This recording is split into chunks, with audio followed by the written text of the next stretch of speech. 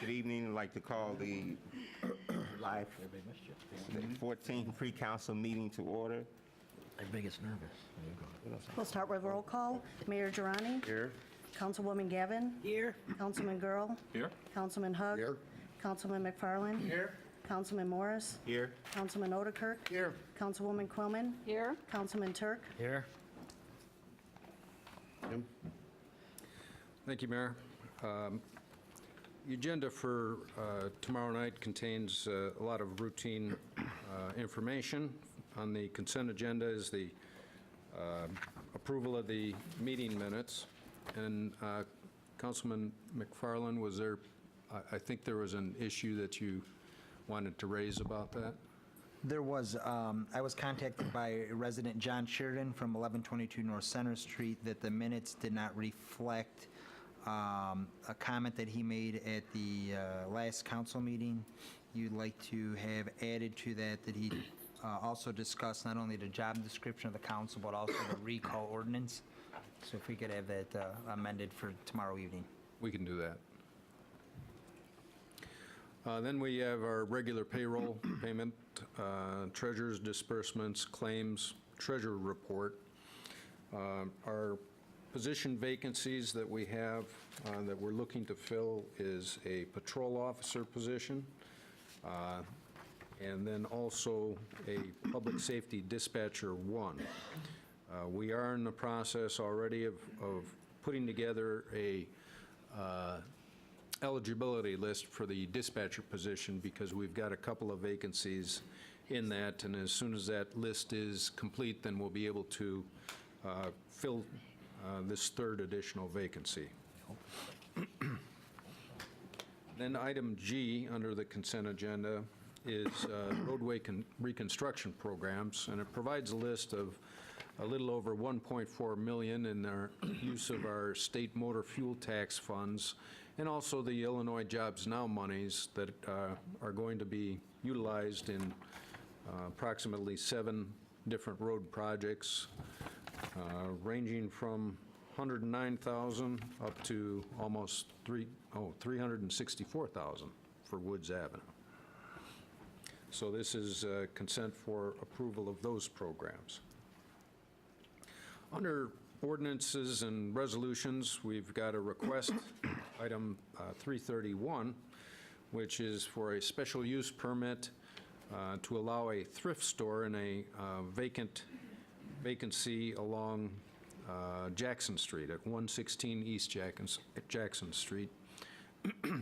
Recently, it was a economy furniture store, and it's coming up on screen in terms of its location. This did go to the Planning Commission for review and recommendation, or Zoning Board of Appeals, rather, for special use approval. They found it compatible with the existing uses in the area, and there is adequate off-street parking on site to serve not only this location, but the rest of the tenants on the site. Yeah, right. They moved out further. Any questions? Questions on it? If not, I'm sorry. One question. This is going where the furniture store is moving now, or are they taking another portion of the store? the economy furniture store will be vacated, and this will be the location for the thrift store. It's the same owner. It's a different use in that one location. Thank you. Next item, 332, is another special use permit for a temporary staffing agency at 2405 Essington Road. Paramount Staffing has approximately 200 employees, about 135 of them are Joliet employees, and they specialize in light industrial staffing. Again, the Zoning Board of Appeals found this a compatible use for the location and established usual conditions where the city can renege on the granting of this use, as we do with all of these special use permits. Any questions? Oh, yeah. Jim? Item 334 is a resolution to appropriate funds for the West Bevan Drive roadway improvements. And this is the north end of Bevan from Douglas Street north. And it's a resolution that the state requires for use of motor fuel tax funds. Questions? Item 335 is a resolution approving intergovernmental agreement with IDOT associated with a almost $33 million project on US Route 30, and this is the I-55 Illinois 59 roadway improvements project. We have an obligation to participate for a signal in the amount of $31,660. So I'm glad somebody else is picking up the majority of that bill. What exactly are they going to do, Jim? I'll defer to Public Works Director Jim Trisna to give you the details. There it is, okay. Yeah, IDOT's going to reconstruct Route 30 between Interstate 55 and Illinois 59 in Plainfield. The majority of this roadway is not in Joliet. We've only got about 800 feet. The city limits are right by I-55 and go to past that old truck stop that's now been demolition. The state will be, between 55 and Renwick, will be reconstructing that road as a 5-lane cross-section. There'll be 2 lanes in each direction in the bi-directional lane in the center. Once you get past Renwick Road, from Renwick to 59, it'll be narrowed to a 3-lane cross-section, a lane in each direction, and a bi-directional lane in the center. But it'll be totally reconstructed. And I know the city, for example, besides the traffic study, we're participating for our section to pay for sidewalks on both sides of the roadway. We get a very good deal. We're only paying 20% of the cost for the walk. So that's generally what it consists of. Traffic signal modernization where there are signals right now at Renwick and at, I think there's one at Lily Cash Road also. Those will stay. And obviously the one at West Frontage Road and the one at 59. Thank you. Any other questions? Jim? Item 336 is a resolution appropriating funds for the intergovernmental agreement again with IDOT for this project. So it's just, again, a formality of approving the resolution. Item 337 is a resolution regarding the loan that we want from IEPA. And all this resolution does is authorize me as city manager to sign the loan documents themselves. And this, again, is for the Route 6 sanitary improvement project and also the combined sanitary storm sewer overflow tunnel underneath the Des Plaines River. At the next council meeting, you will have the actual documents authorizing, with an ordinance to authorize bonding for these projects. Item 338 is a resolution granting permanent easement, and I'll might as well address 339 because they are both excess properties owned that the city comes into ownership of, and we end up, no, I'm sorry, let me back up. 338 is a easement for ComEd on city property, and this has to do with the new sanitary sewer pumping station at 1209 West Park Street, and it grants a permanent easement. And then 339 and 340, I've got 2 copies. Was the second property owner. The second property owner. Okay. Item 339, that's my confusion. We've actually got excess property, and we have 2 property owners that are going to share this lot and split the lot between the 2 of them. We come into possession of these lots we end up spending money on mowing and have nobody to go back to, or, it's just a maintenance issue for the city. And so this is, again, an issue where we go to the adjacent property owners and sell them the property for a nominal amount of money, and then they own it and take care of the property. Thank you. Council Memo 340 is a resolution appropriation of the motor fuel tax funds, again, for the roadway resurfacing. On the back is again the required resolution that the state of Illinois needs for the use of MFT funds that come to the city. And item 341 is a sale of .706 acres at York Avenue to Union Pacific Railroad. And this is part of our multimodal transportation center project. We actually picked up the property, an entire 2.6 acres for $118,850, and we're selling half of it for $105,000 to UP. So we're making a little money on a per acre basis. But the point is that this is part of the project. They'll be utilizing this project to replace and realign some of the tracks and switches adjacent to the property, and also install a new access road, retaining wall, and turnaround area for the new tracks. Any questions about these? If not, the award of contracts will be going to, or went to Public Services Committee this afternoon.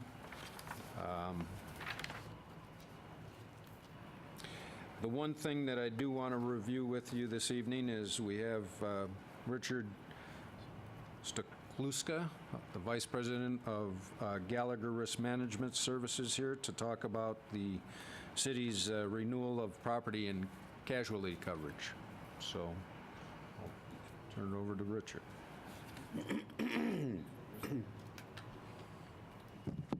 Thank you. Each year, Gallagher goes through an underwriting process. We obtain the information from the city for updated payroll information, property values, exposures, expenditures, things like that. We do go out to the marketplace and look for alternative quotes, and we do solicit quotes from other carriers to on your behalf or for your behalf. This year what we did is we went back to the incumbent carriers, and good news is that they were able to hold the rates the same. The only exception to that was the workers' compensation. There was a slight increase to that, only because what happened is the state of Illinois increases their rates. Those are the rates that everybody uses for all the classification codes throughout the state for all cities. If you look at your council memo on the second page, if you look line by line, the general liability basically stayed about flat. The excess liability, which brings it up to about $20 million worth of coverage, just about the same, about a 3% increase. The property, last year, as you recall, they had we went through an extensive marketing process because there was two policies. One was for the basic policy, and then the other one was for the flood coverage. We were able to combine that and reduce the cost overall by, I believe, about $40,000 or $45,000. And since Chubb was on this policy just the first year, what they agreed to do is to keep the rate the same.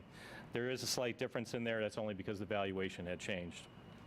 The other coverages, again, like your underground storage, your crime coverage, the workers' compensation was actually the biggest increase there, and brought the overall increase to about 2.49%. Okay? Questions? Yes. Anyone? I'd like to make one additional comment. As staff sits down and reviews in much more detail than what you see in your cover here, but one of the things that we did ask Gallagher to go back and take a look at was tax interruption.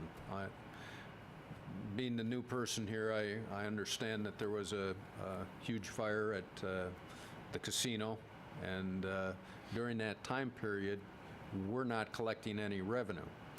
And so if another fire were to happen in one of the casinos, or God forbid a tornado comes down at Joliet Mall and all those businesses are shut down, we have a significant sales tax interruption that would affect our annual budget. So we're going to check on that as well and see if coverage is available, and that's something that we should consider. Anybody else?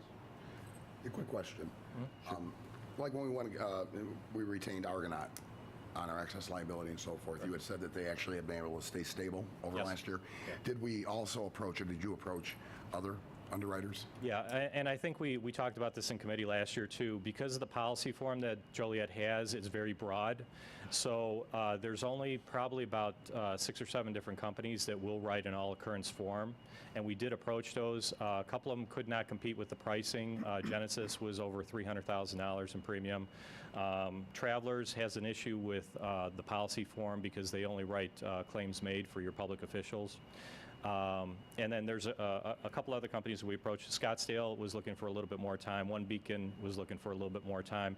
Part of the problem is that the big time of the year is July 1st. So everybody's rushing to get their July 1st renewals done. Because of the timing with this, you know, they were asking for a little bit more time, and we told them we couldn't get there. So, but what we were telling everybody last year at this time was to budget about 5 to 8% increases. At the beginning of this year, we were advising our clients to go 3 to 5%. The renewals the second half of this year have been between 0 and 3%, which is very good. So we're seeing a downward trend of the premiums going down. At least the rates staying stable, or at least going down. So. Okay. Anybody else? Thank you. Thank you. Unless there are other issues on the agenda, I do want to mention that although it's not on the agenda, I had planned under City Manager's report tomorrow evening to discuss in a little more detail our hydrant inspection process and bring everybody up to speed on that issue. We do have a request under citizens to be heard. James Alston.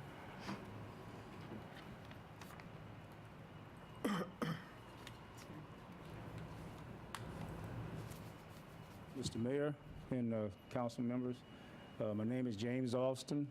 I live at 215 Doris Avenue in the Clearview subdivision. And I'm just here really to kind of reiterate what we discussed possibly about 4 years ago with, I guess it was with Mr. Thanis, who was a city manager at that time. We spoke about this at St. Joe's Hospital when you were remodeling this establishment here, your council. And we were talking about the water, flood water and stuff there, you know, for the storm water and the gutters on Doris Avenue.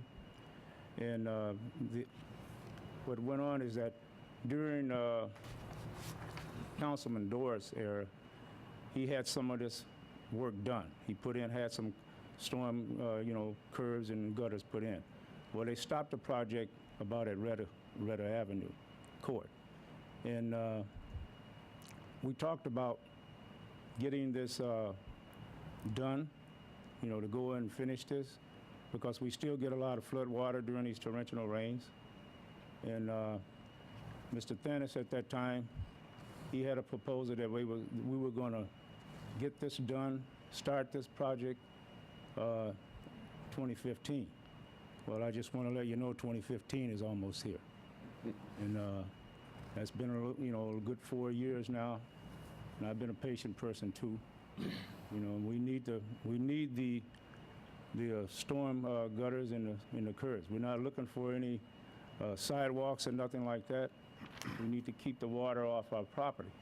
And if this rain gets, it usually gets worse sometimes. It hasn't been as worse, as bad as it has been, but I have seen it where it has rained 2 and 3 days straight.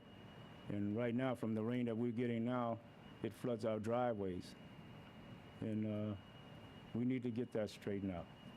Jim, where are we at with that? Anywhere? Obviously, I can't vouch for promises made by prior city Regan or managers. Jim Trisna? I know that I understand that the history of these improvements were such that some of the neighborhood money, when we had money designated to council members for capital expenditures in their districts, a lot of that money was used in this project. And we are aware that there were additional drainage issues in the area, but I think at that time, I was told that a special service area would probably have to be established to finish up those projects.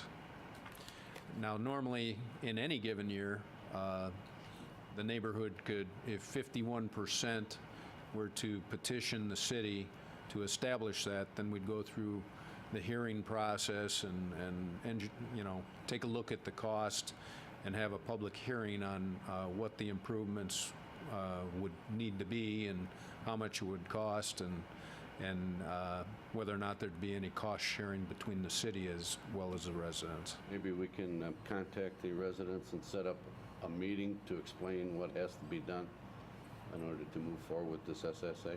We can do that. Okay?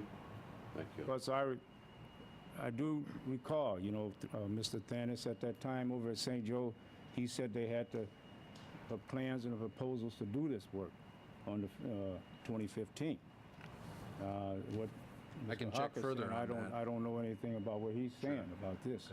See, But this I was think- through Mr. Thanis, you know, even though, you know, he's gone, but still, say it's supposed to be in stone, isn't it?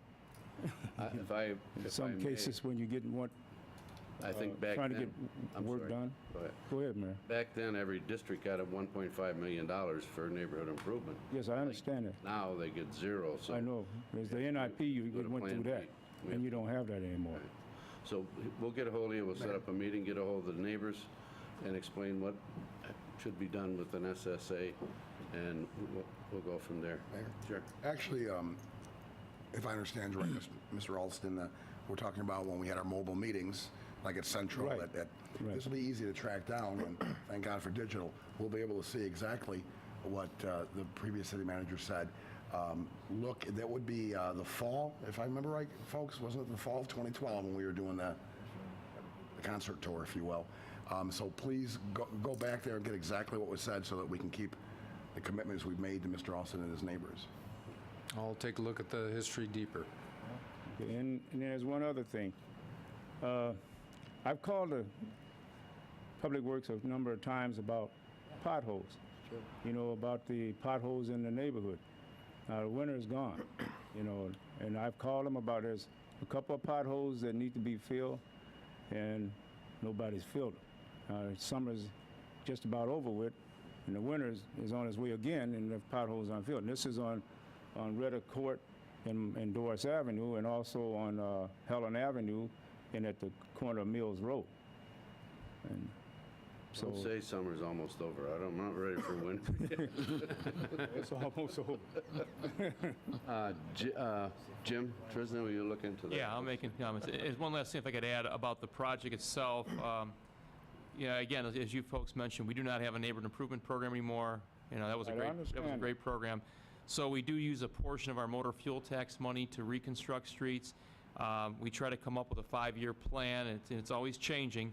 But as of right now, we have Doris in 2016. We do not have it in 2015.